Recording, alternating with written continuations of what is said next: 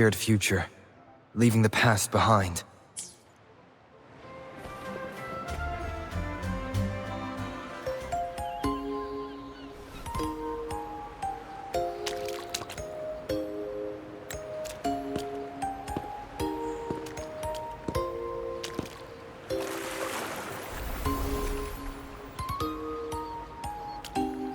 The next move is... Am I getting this right? It feels a bit off.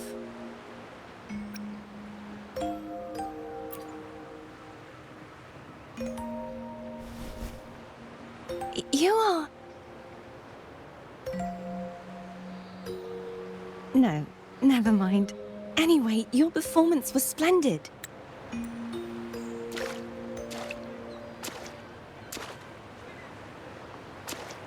I'm here for the carnival as well. It's been ages since I've seen something as grand as this. I love hearing the laughter and cheers of a crowd, no matter the occasion.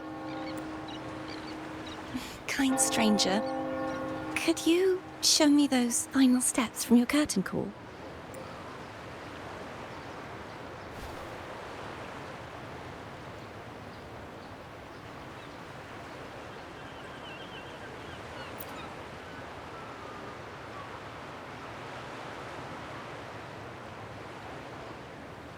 I'm sorry, but I can't stay here any longer.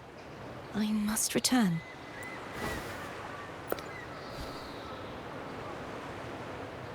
My name? It's... No. I'm Cartothea. Yes, that's right. Cartothea. Farewell, Laureate. I hope that someday I might stand on stage with your troupe. Are you all right? Some family members mentioned you were speaking to a wall. I'm worried you might still be under Frivola's spell.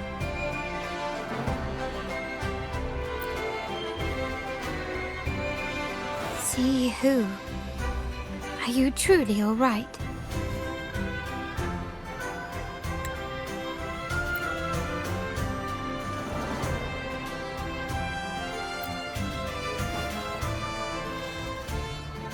Cartothea.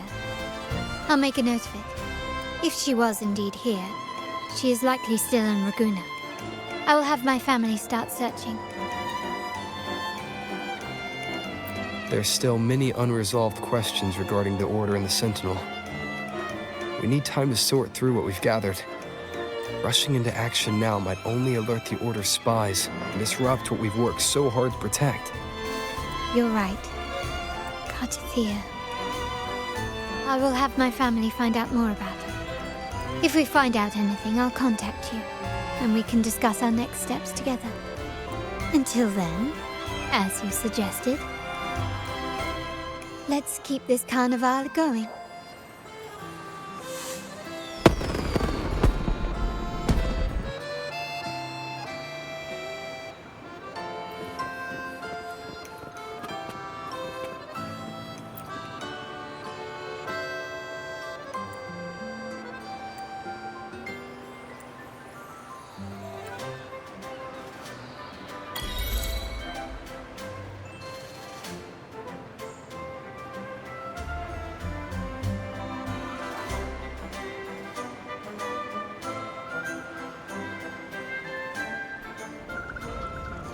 Were you awake, Rover? I trust you had a restful sleep. We have uncovered some new information about the Sentinel. Please join us at the family's safe house. I've sent the address to your terminal. Brant and Rotia are also here. We are awaiting your arrival.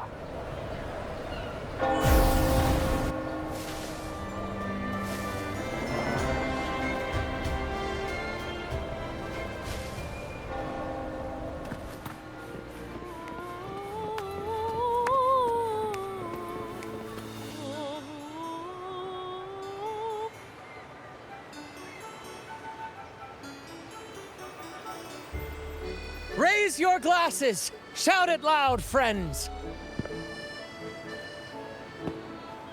To us! To the Carnival! And to our very own Laureate! A name that echoes through the world, destined to roam the skies before shaking the earth.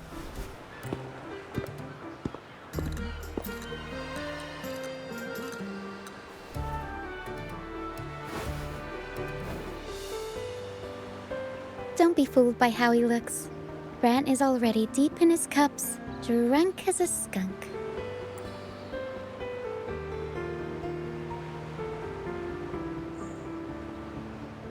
Oh, let him enjoy himself. The taste of victory is still fresh, and after such a battle, we should celebrate to the fullest. Drink your fill, everyone. This round's on me.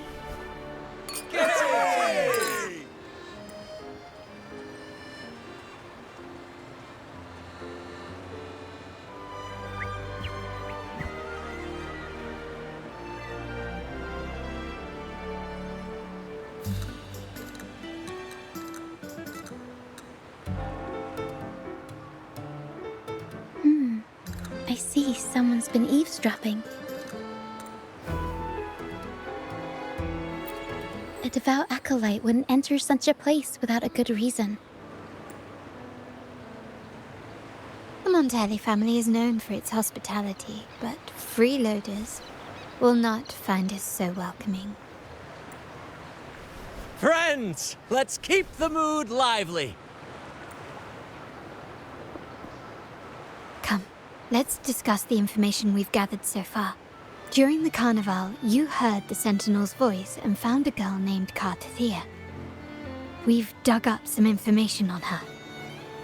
In the Order, every high-ranking acolyte is given a new name. We contacted the acolyte Phoebe. After some digging in the Order's records, she confirmed that before taking on her holy title, the blessed Fleur-de-lis was called Cartathea. But the Blessed Maiden, she martyred herself 20 years ago. The family will uncover the truth. The only remaining clue is the inverted tower you mentioned hearing about from the Sentinel. But even that feels elusive. Judging by your expression, you must have discovered something new, right? Do you recall what we learned from the stained glass in the tower ruins? There were two divinities at the dawn of Rinascita.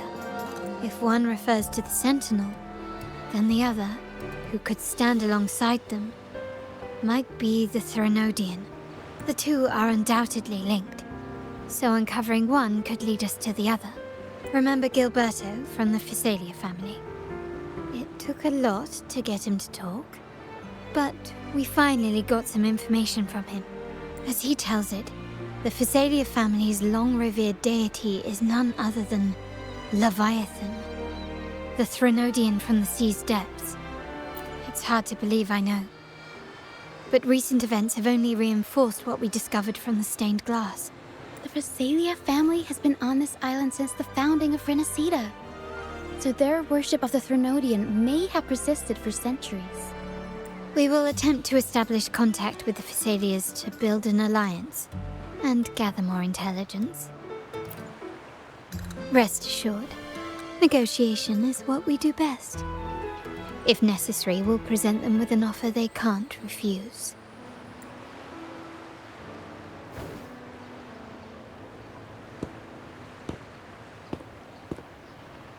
Excuse me for the interruption.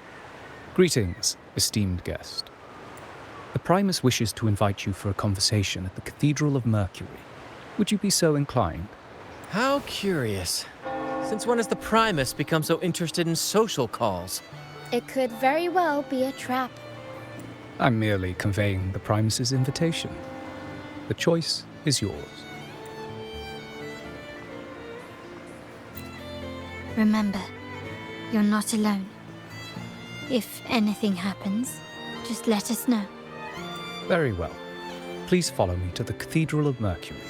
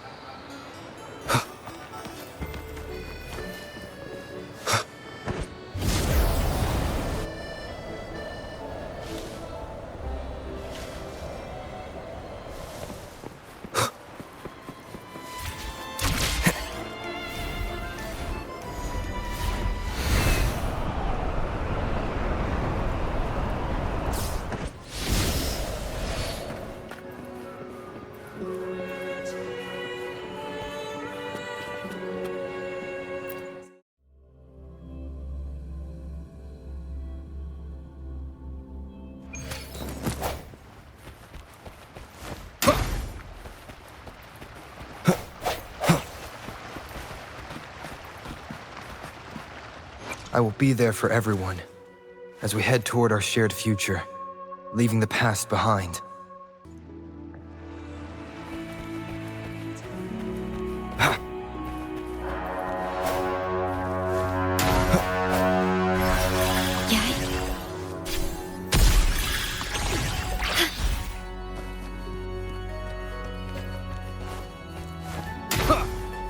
Hopefully this helps.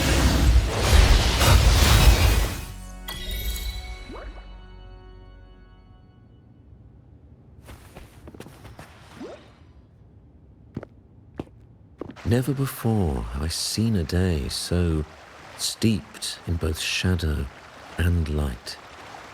The birds sing, the flowers bloom, yet this world knows neither true joy nor eternity. Come closer, righteous one. There's no need for hesitation. I am Fenrico, the Primus of the Order of the Deep. Your deeds have reached my ears, and I have long wished to meet you. Alas, the burdens of this world delayed our meeting until now. I beg your pardon for the wait. Please accept my respect for you. You and your troop have shown great talent and ambition, breathing new life into Raguna.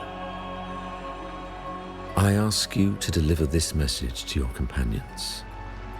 From this day forth, the troop shall have permanent rights to perform within the city.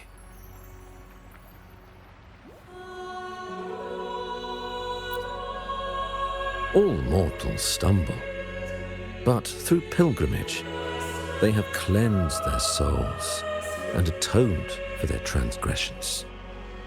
They have earned their right to return to this divinely blessed land. I understand that questions weigh on your heart. In the presence of a just divinity, speak freely, and I will answer with all the honesty I possess. By the great Sentinel Imperator, I swear to you, there shall be no deceit in my words.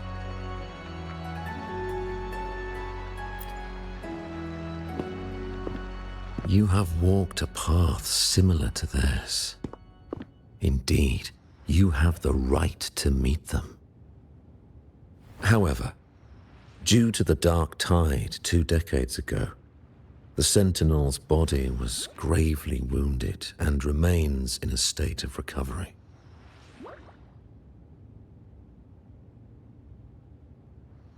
If you wish to meet them, I will convey your request. I see the thirst for truth in your eyes. It is clear that doubts still linger in your heart. Please, voice your concerns.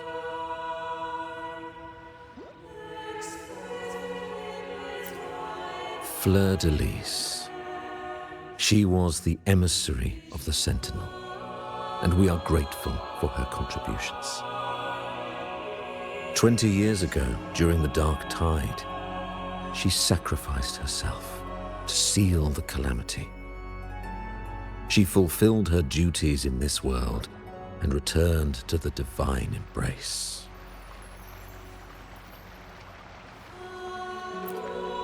Do you know how the Dark Tide came into being? In Rinascita, wars were waged in the name of faith, tearing apart the Sentinel as our faith divided, weakening their divine power. The Dark Tide's true essence is the divine blood shed from the Sentinel's wounds. That tragic past left deep scars, and with their divine power drained, they could not prevent the Dark Tide's surge 20 years ago. The Blessed Maiden chose to martyr herself. She once again resonated with the Sentinel and, through her sacrifice, restored some of their divine power, bringing an end to the Dark Tide. Yet, the Sentinel remains in a state of healing and still requires a mortal representative. Following the Blessed Maiden's departure, I was granted new authority to cleanse the aftermath of the Dark Tide. I received the divinity's blessing and became the new Enlightened One. By their will, I fulfill the tasks left unfinished in this world.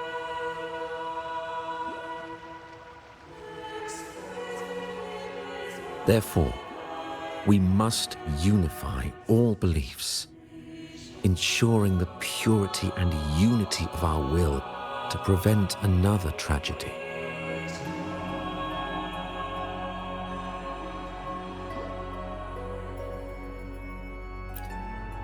He said she once again resonated with the Sentinel. Was that really a second resonance awakening? Sentinel Jue had a trial with Genshi, but my permission was needed to transfer the Sentinel's power.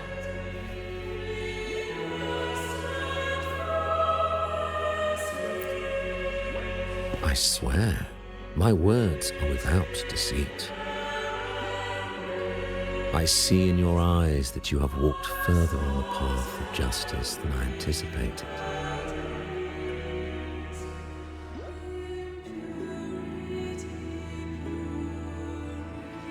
Oh, dear Sentinel, please forgive my transgressions. The Dark Tide brought us a blood-stained lesson. To keep our people from faltering, I bound myself to silence, locking away what I witnessed on that fateful day.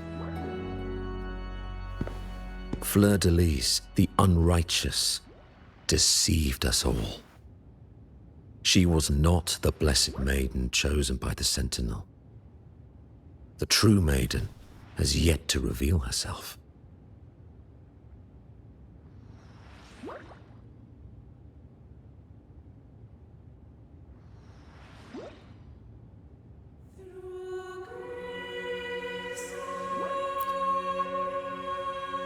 You must know that a being capable of rivaling our divinity exists in this world. Humanity's eternal adversary, the evil of all civilizations, the Threnodian. As the Sentinel has their resonator, so does the Threnodian.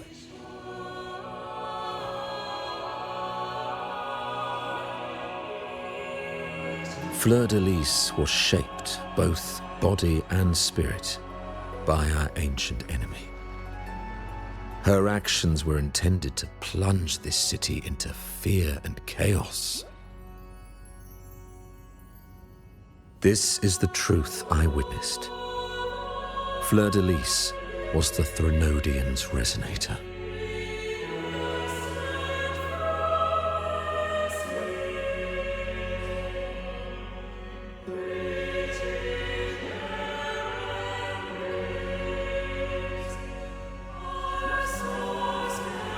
I will be there for everyone as we head toward our shared future, leaving the past behind.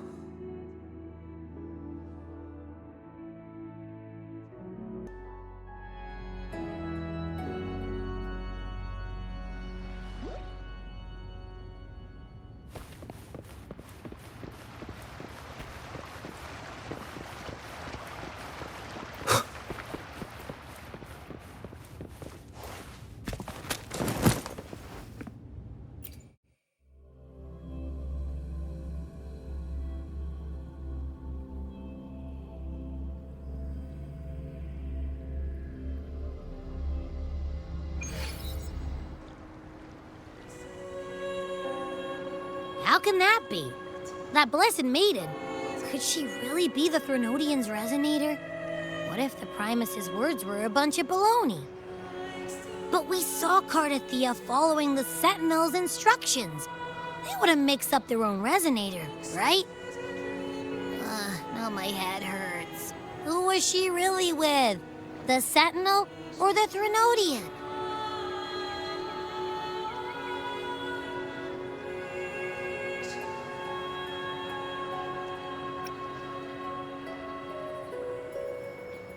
Well, probably won't get any more answers from him. All the clues we've gathered so far point to the Threnodian. And the Phasalia family worships the Threnodian. We'll have to wait for Carlotta to arrange an audience with them. Something tells me this Carnival is just the beginning. There's more ahead. I'm sure of it.